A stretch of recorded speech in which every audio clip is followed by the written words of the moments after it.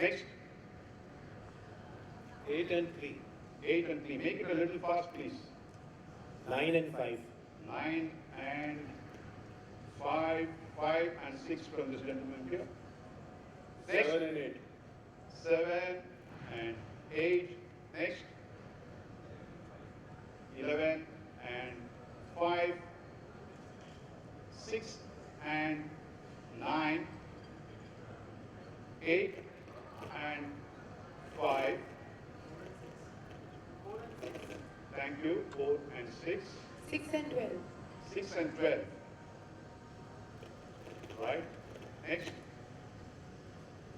10 and 8. 10 and 8. Yeah. 9 and 4. 9 and 4. Is that all? 9 and 6. Next. 2 more guys. Or is it given only to 18 people? That's fine. No problems. Right.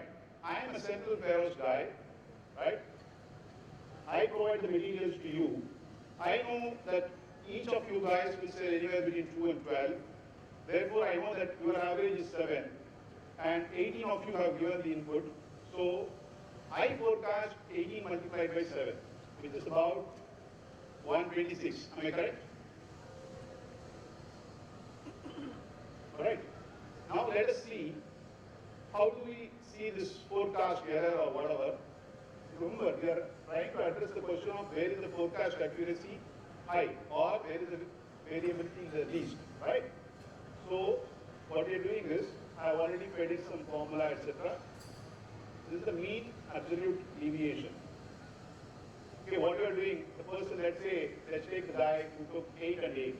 So, he has got 0% error. Another person who took 9 and 6. They've got 33% error because 9 was the actual demand, 6 was the forecast, 3 was the deviation, 3 upon 9 is 33%. Like that, this whole thing has been calculated. Look for yourself. Your forecast accuracy keeps varying all the way up to 167% from 0% at the least. Whereas the forecast accuracy or error of the forecast at the central warehouse is the least at 4%. Right? This game we played for just understanding or learning where is the forecast accuracy the best. The question asked for where is the demand forecast more reliable. It's more reliable now, you know fully well why it is more reliable at the central warehouse. Right? So, this is the first lesson we want to implement.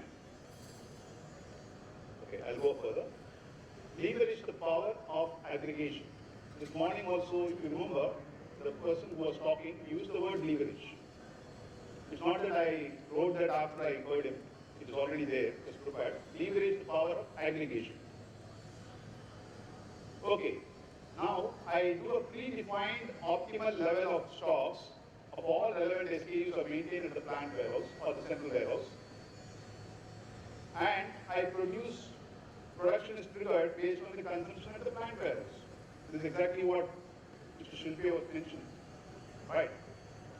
Now, what do I mean by optimal level? How do I determine that? Let's quickly go through that. Make sure we have the right inventory at the right place. Here there is one point of sale, there is one factory, 4 units per week is getting consumed. Therefore, this guy decides to keep 4. What really happens is at the end of the first week, he is having no material. Customer comes and asks, I want to buy, and he doesn't have material. He tells the factory, send me the material. The factory says it will take a month's time. Month is the replenishment time. So what does he do? He cannot keep 4. 4 is the rate of demand. Demand cannot be the factor for how much to keep. Something else must be the factor also, which is the 1 month of replenishment time, which is roughly about 4 weeks. Therefore, he decides to keep 16. So there are 2 factors which take up demand and replenishment time. Now, you also see that there is this difference in scenario between the first picture and the second picture. In the second picture, he he keeps ordering more frequently. Say, let's say every week he orders. And assume that every week it remains 4 here. So he keeps selling 4, and every week the factory sends 4. Therefore, you see that 3 different trucks at 3 different points in time are there in the transit. And 4th one is already sitting in the point of sale. So when you order frequently, the inventory at the point of sale is much less. Right. Then we go on. What will happen if you stock according to the average demand? Average is 4. That doesn't mean that it will not be 6 or 2. Okay, now we are here to ensure that we protect sales. Therefore, what do? We ensure that it is not just 4, we take a little more than 4. How much more? How much more we should hold? Let's be paranoid, but not hysterical. Let's not be getting into a nervous breakdown, but let's be a little more cautious. Let's not just say 4. Perhaps 6, perhaps 5, perhaps 7. How much should it be? You don't have to do too much of a statistical analysis because, as I mentioned in the beginning of the session, we are seeing a closed loop system, a self-adjusting mechanism. You will see that how it is getting answered. But for the moment, since it's a closed loop system, you don't have to worry too much about the accuracy of your predictions. Now, similarly for the replenishment time, which in this example was taken as 4 weeks, but we know that sometimes it may not be 4 weeks, it may be 5 weeks. When I say replenishment time, I am including the time taken to produce, and time taken to transport, time taken to process your order, and so on. So it could be 5 weeks, 6 weeks. So I'll be again paranoid but not hysterical. So using this, I would say I would determine the targeted inventory as maximum forecasted consumption within the replenishment time factored for variability of demand and replenishment time. Now, there's a small caveat or statement I would like to say. Forecast doesn't mean that you sit and imagine and forecast. You just take what has been the average trend so far. Based on that, okay, 4 per week, I take it as 5 per week to be safe. 4 weeks is the average replenishment time, I take it as 5 weeks. So 5 multiplied by 5, I take it as 25. From that sense, I'm using the word forecasted consumption, not from the sense of using exponential smoothing or Monte Carlo or some computing algorithms. Because why it's not required? Because it's a closed loop system. Therefore, if I have A and B like what we have seen earlier, we have read this bottom 2 boxes already. If I have those bottom 2 boxes, then my plant will be able to serve the dealers within a day of their demand. Because I already have a plant warehouse filled up with materials.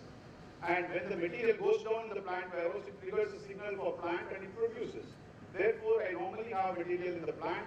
When the signal comes, it is able to supply to the distributors or the dealers. Now, the dealers communicate the consumption of SKU daily. That means what? What is consumed by the dealers is fulfilled by the plant very quickly. It might take 5 days to transport, 7 days or 2 days to transport.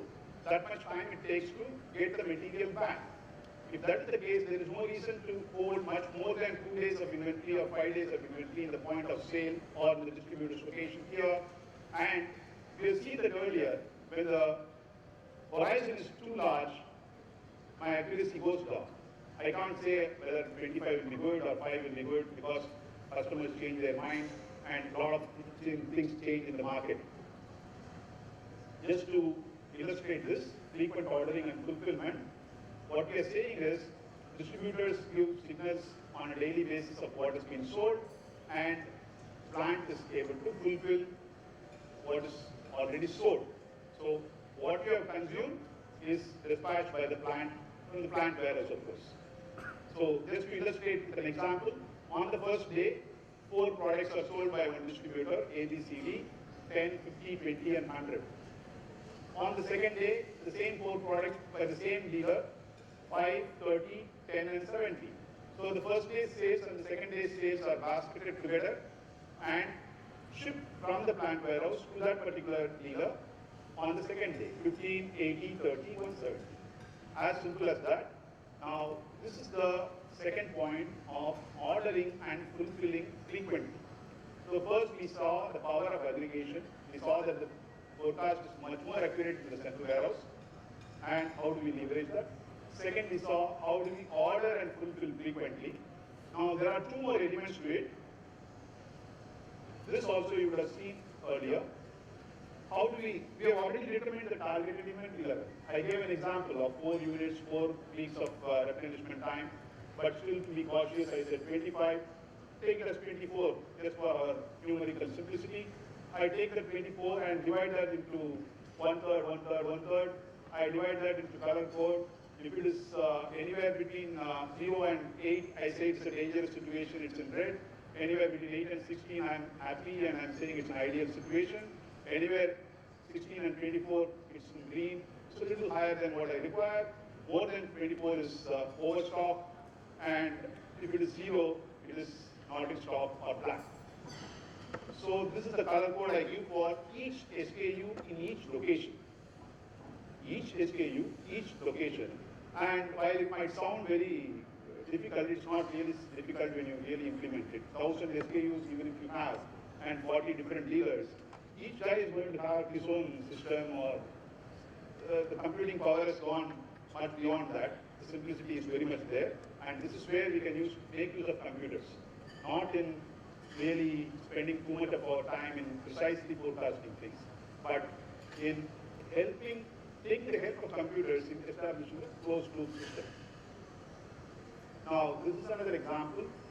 You have so many SKUs here, and what is the danger level, ideal level, okay level, followed by what is the actual level, and what is the color of that inventory in that particular location. The first one is in red because it is only 14 units are there. 0 to 122 is danger. Next one, 1641. 441 is the top of the green. Anything more than 441 is excess inventory. Therefore, it is light blue. Next one is red, and so on. There are some 2, 3 blacks also. Ultimately, this particular location is supposed to stock 57 SKUs, out of which 27 are overstocked, 3 are good stock, and 6 are ideally stocked, 15 are dangerously stocked, 6 are stocked out. So this is a summary. Now, what does anyone do? If I am the dealer or if I am the responsible person for this particular location, I would look at all the black and red and ask my upstream node, what is the situation? Are you running stock? Sure. If you are not running stocked out, if you have the material, why don't you send it? Or have you already sent it? That will be the next question which I'll ask. Now, that is the third point of logical understanding. How do I manage the inventory levels? So, the fourth one is, the sales is not going to remain constant. 4 units per week is not going to be 4 units per week all the time. And hence, if it is increasing, whatever I determined as 25 or 24 has to increase. Or if the sales is dipping down, whatever I defined as 24 has to go down. And how do I do this? This is where the closed loop system comes in. We have some way of ensuring that certain basic rule of thumb is 1/3. You can increase it by 20%, 40%, depending on the context. Now, therefore, at the end of 25 days, you find that what was there earlier as some 36 is no longer 36, it's close to 48. Now, again, even after that, for too long, it has been the red. Therefore, by the day number 31 or 32, it has gone to 64. And then you find that the sales has dipped down after day number 60 or so. So the average sale has come down. So what really happens is, after a lead time of around 4 days, by around day number 64, that has come down because it is self-adjusting, a closed loop mechanism. If I do all these, and this is incidentally called as dynamic buffer management by the earlier speaker, and before that also they were referring to this. Now, I just targeted inventory levels dynamically. So these 4 are the logical basis for implementing things in order to manage your supply chain, not only to reduce inventory, but also to increase sales. That's the most important point, because whenever we interact with supply chain managers as well as the senior executives of the organization, they normally think that managing inventories in this way will reduce the inventory cost That is true. But then what is much more important is it also increases the sales. Right. Before I am told further, time is not there. Let me just try and find out very fast. What really happens is what is consumed by the dealers is fulfilled very quickly. Predefined optimal levels are maintained. Optimal inventory levels are dynamically adjusted. If these things happen, what inevitably happens is stock out as well as excessive stocks are almost eliminated, which means availability improves. Availability definitely improves. In most organizations, to begin with, the availability may be of the order of 50%, which means if you take any one item and map it out, 100 days. Out of 100 days, you would have been there for 50 days and multiplied with 40 different locations.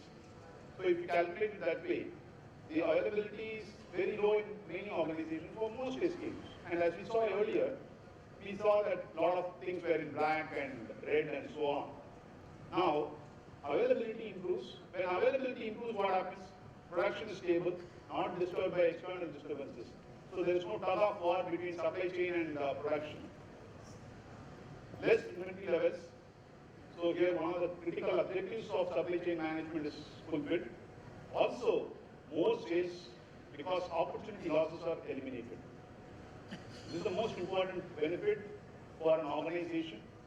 And when these two happen, the company achieves profitable growth, dealers' return on investment increases. Whenever a dealer, when his return on investment increases, naturally he will push your products more, he will prefer your brand more, therefore there is a positive spin-off, further sales increases. And since it's a closed loop system, you will have to monitor it, but you don't have to break your head. It will self-adjust. If you don't want it to self-adjust, then at least it will give a trigger saying that it's time for you to increase. Then you might increase. Right? Okay. This much is for the presentation. Actually, we have, I think, 10 more minutes. 5 minutes. Now you are bargaining with me. Right. I have two things before your question and answers. One, any class will have to have a classwork. And any class will have to have a homework also. So I'm going to do both of them. So the classwork begins now.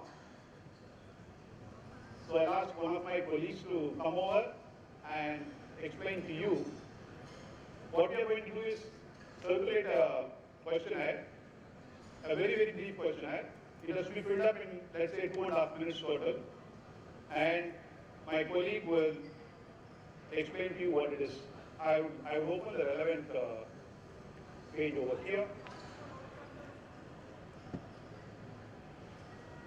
Then, once you fill up, we will go through the homework very, very quickly.